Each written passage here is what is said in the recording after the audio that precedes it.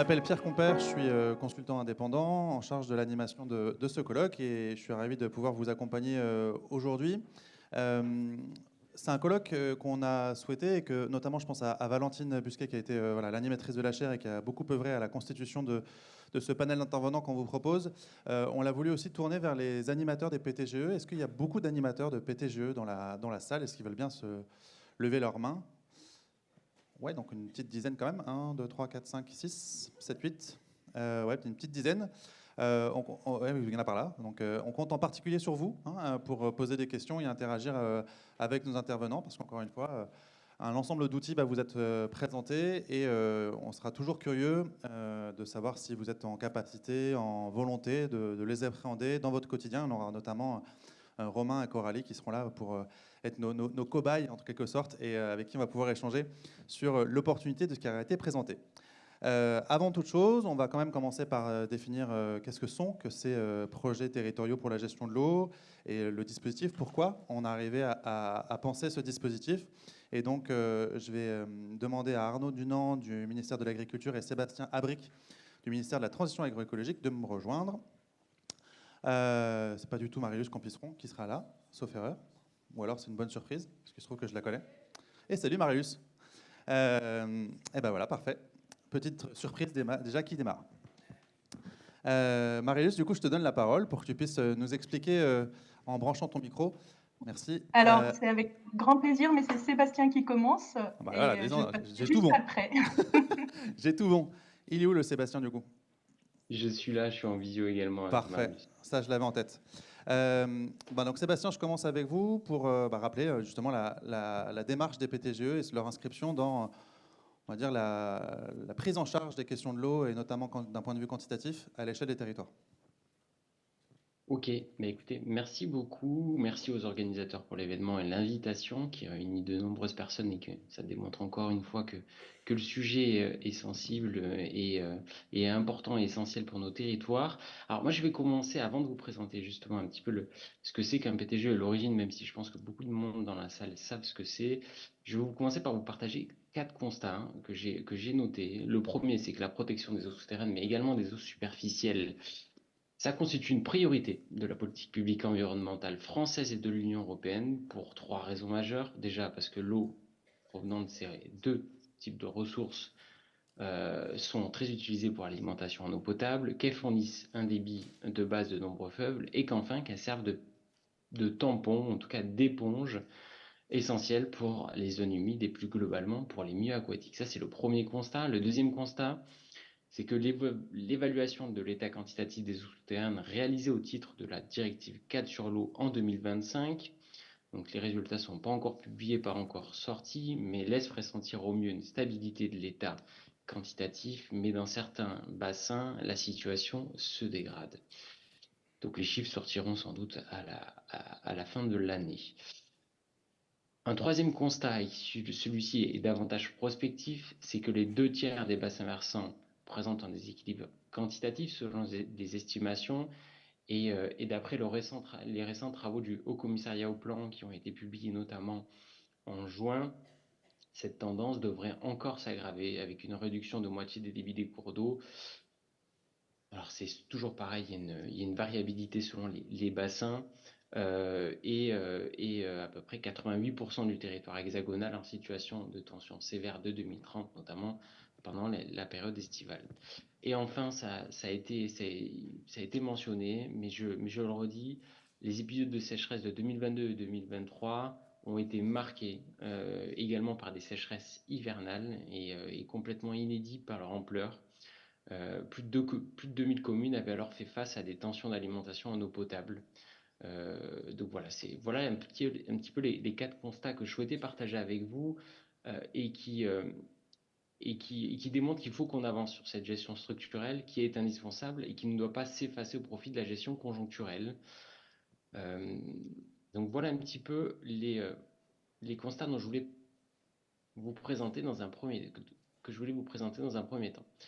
Ensuite, les dispositifs existants, et donc c'est là où je vais vous parler des PTGE, mais avant, je vais vous parler du PNAC et du plan eau, qui sont 2 plans d'action en vue de favoriser la sobriété des usages, de renforcer la résilience des territoires et d'optimiser la disponibilité de la ressource en eau. Donc ces deux plans structurent l'action ministérielle sur la gestion structurelle de l'eau. Mais concrètement, la gestion structurelle de l'eau, elle s'incarne également par le dispositif de gestion intégrée de l'eau et des ressources hydriques, couramment appelé PTGE, qui a été mis en place en 2019, mais qui est un descendant des plans de gestion de la ressource en eau, PGRE, construit par le bassin Rhône-Méditerranée-Corse dès 2012 pour gérer collectivement, et ce mot collectif est très important, que ce soit dans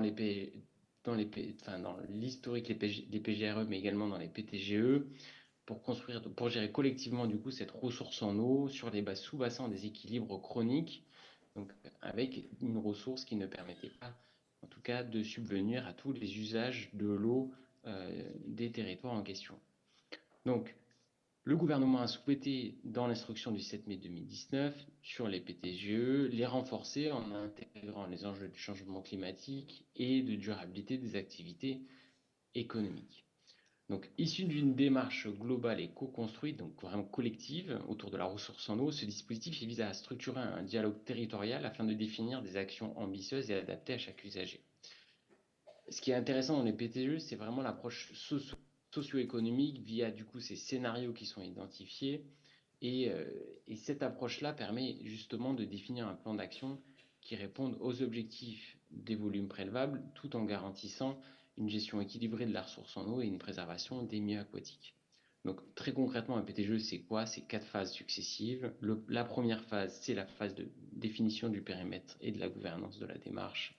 La seconde phase, c'est la réalisation d'un état des lieux qui comprend du coup les études volume prélevable actualisées lorsque ces études sont faites au sein d'un PTGE.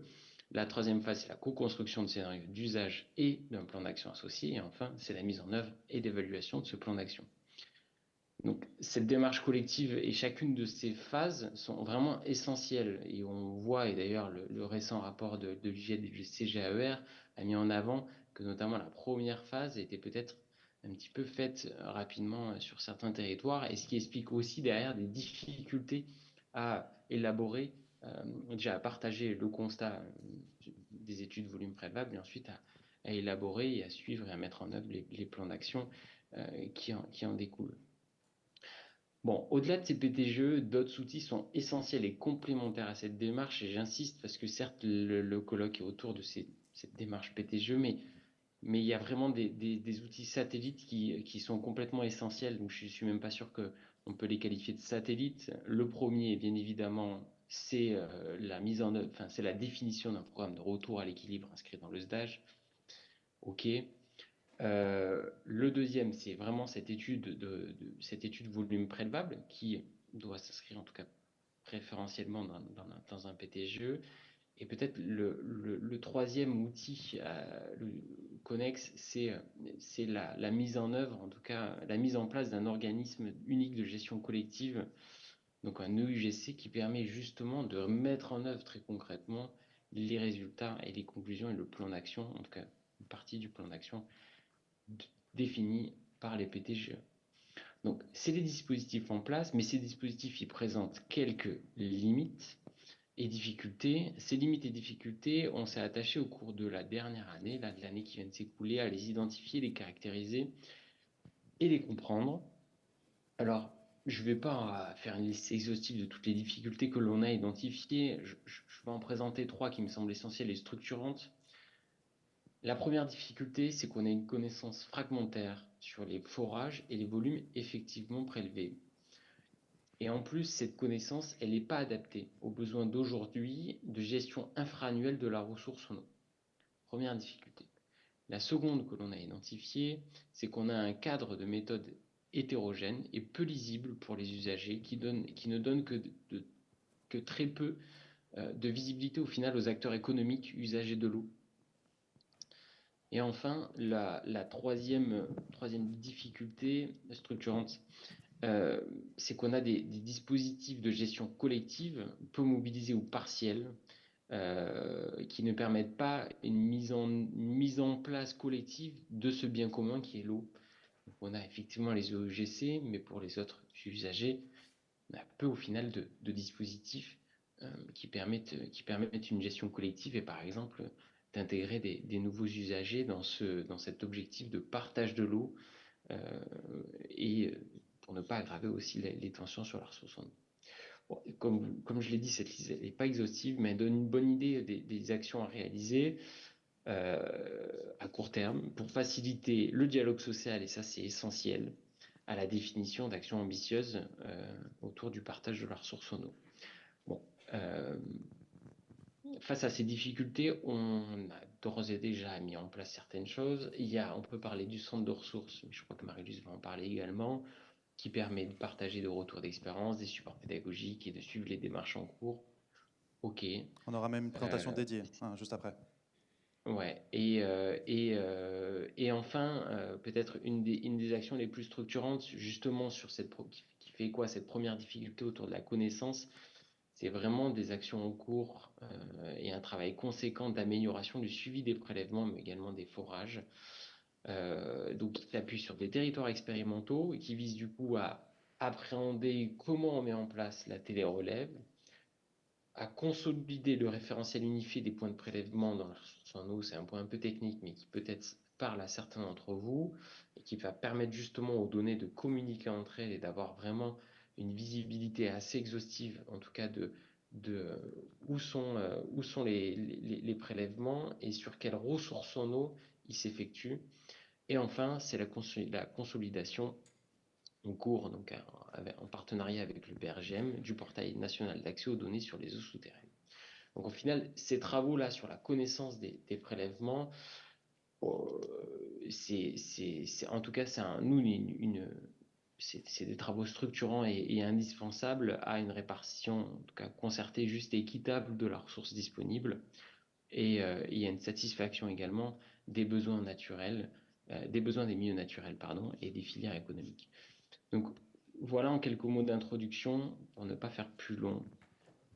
Je vous remercie à tous pour votre participation et du coup, Marie-Luce, je te passe la parole. Merci beaucoup. Effectivement, donc on l'a compris, les PTGE, un dispositif porté, piloté, on va dire, sous l'impulsion du ministère de la Transition écologique, mais qui évidemment concerne peut-être en premier lieu, mais pas que, les mondes agricoles, d'où la parole que je passe maintenant effectivement à Marie-Luce Campistron du ministère de l'Agriculture et de la Souveraineté alimentaire. Merci beaucoup, merci Pierre. Effectivement, un grand plaisir pour moi d'introduire ce colloque où je retrouve beaucoup de têtes connues. On est désolé de ne pas être présent, ni moi ni Arnaud Dunant, donc sous-directeur à la performance environnementale, mais vous avez en salle avec vous Émilie David. Je ne sais pas si vous pouvez la faire lever la main, que vous la repériez dans la salle. On va pouvoir la bombarder de questions juste après. Voilà, c'est ça. Et puis Christophe Chassang, le délégué interministériel à l'eau, qui conclura cette journée. Donc les meilleurs. Et donc je voulais remercier les organisateurs, mais aussi rappeler la diversité des participants et pourquoi c'est important cette diversité. Donc tu as cité tout à l'heure les animateurs, mais on a aussi bien sûr des scientifiques, services de l'État, agences de l'eau, un grand nombre d'acteurs. Et c'est autour de cette diversité que on peut travailler sur ce sujet aussi crucial que la gestion de l'eau. Donc c'est en effet une opportunité de partage, de déploiement pour nous de ces travaux. Et pour cela, je voulais bien sûr rappeler les enjeux autour de l'eau en agriculture que vous connaissez tous, mais vous donner aussi l'appréhension côté MASA. Donc on sait tous, aujourd'hui, l'eau est indispensable à la vie, à la santé, aux écosystèmes, à l'économie, dont l'agriculture. L'eau douce qui est nécessaire à l'agriculture, c'est le premier marqueur du changement climatique. Et comme l'a cité Sébastien, on a des études récentes du Haut Commissariat, mais aussi Explore 2, qui montrent effectivement qu'on arrive vers un effet ciseau. D'un côté, un durcissement de l'accès à l'eau et de l'autre côté, une augmentation de l'évapotranspiration qui fait qu'on a une demande en eau plus importante en même temps. Et donc, en résumé, l'agriculture est bien sûr menacée par ce changement climatique et face à ce défi, c'est important de trouver des solutions. Il n'y a pas une solution, il y en a plusieurs, il y a une combinaison de solutions. Et pour cela, donc, les gouvernements successifs ont travaillé à plusieurs plans. Donc, le plan eau cité par Sébastien, mais en préalable, il y avait eu le Varenne de l'eau qui travaille aussi bien sur l'adaptation que l'accès à l'eau. Et donc, pour l'agriculture, ce plan fixe le principe d'une sobriété à l'hectare, ce qui veut dire que l'objectif global, c'est bien celui d'une stabilisation des prélèvements au niveau national en 2030 pour l'agriculture. Donc, avec un corollaire, toujours inscrit dans ce plan, c'est l'augmentation des surfaces irriguées. C'est des surfaces dont on va avoir besoin pour répondre à ces enjeux. Et donc, mathématiquement, ça veut dire que c'est une consommation d'eau à l'hectare qui est inférieure. Donc, pour arriver à cela, il y a plusieurs solutions et j'arrive au sujet du jour. Donc, ces combinaisons de solutions qui sont aussi bien une transformation des pratiques agricoles, mais aussi de l'investissement dans les ouvrages hydrauliques, doivent être adaptées au niveau local. Et les PTGE sont pour nous vraiment une solution pour travailler ces solutions. Par ailleurs, le MASA a commencé aussi au niveau national à porter des politiques, dont deux sont particulièrement caractéristiques sur ces sujets-là. Donc, le plan agriculture-climat Méditerranée qui se met en place depuis 2 ans dans 5 régions du Sud, qui accompagne l'adaptation de l'agriculture, avec 30 millions par an, enfin 30 millions 24-25, mais aussi le fonds hydraulique agricole qui est aussi dans sa 2e année pour remobiliser, moderniser les ouvrages existants, mais aussi développer des nouveaux projets, bien sûr dans le respect des usages et des écosystèmes. Pour revenir au PTGE, ces combinaisons, elles demandent de se mettre en place dans un cadre facilitant au niveau local. Et donc, c'est exactement ce qu'on attend des PTGE, avec une prise en compte des attentes de l'ensemble des usages et dans le cadre d'un dialogue ouvert et constructif. Avec 2 enjeux, 2 objectifs, le retour à l'équilibre quantitatif, mais aussi prévenir les situations de blocage. Donc pour cela, il faut intégrer bien sûr les dimensions socio-économiques.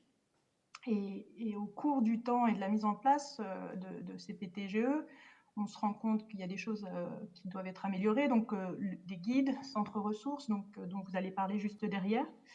Et pour cela, le ministère accompagne avec notamment des partenariats avec l'INRAE pour son soutien et son expertise au PTGE, mais aussi l'étude qui sera présentée ce jour sur les différentes phases des PTGE, mais aussi bien cerner le métier d'animateur. Et tout ça sera capitalisé dans le centre ressources. Et enfin, pour terminer, donc, on a aussi des réflexions en cours de poursuivre les travaux du Haut-Commissariat à la stratégie et au plan dans la continuité sur une étude prospective sur l'agriculture avec un volet un peu plus territorial qui prendrait aussi en compte les contributions de l'agriculture à l'atténuation et à l'adaptation au changement climatique. Donc, tout cela, ça nourrira, on l'espère, les travaux qui se feront au niveau local dans le cadre des PTGE. Et sera utile pour la suite. Donc je vous remercie encore beaucoup. Je ne serai pas plus longue. Je vous laisse avec Émilie si vous avez des questions au cours de la journée, puis avec Christophe, bien sûr, en conclusion de cette journée. Merci à tous les deux pour cette introduction et ce rappel de l'articulation du PTGE avec les autres dispositifs de gestion de l'eau à l'échelle nationale. Et en filigrane, tout au long de la journée, on s'interrogera sur les articulations d'ailleurs entre le droit national qui s'applique à tous et les démarches territorialisées qui relèvent de la concertation locale, droit dur, droit mou, enfin voilà, c'est des points qu'on évoquera tout au long de la journée.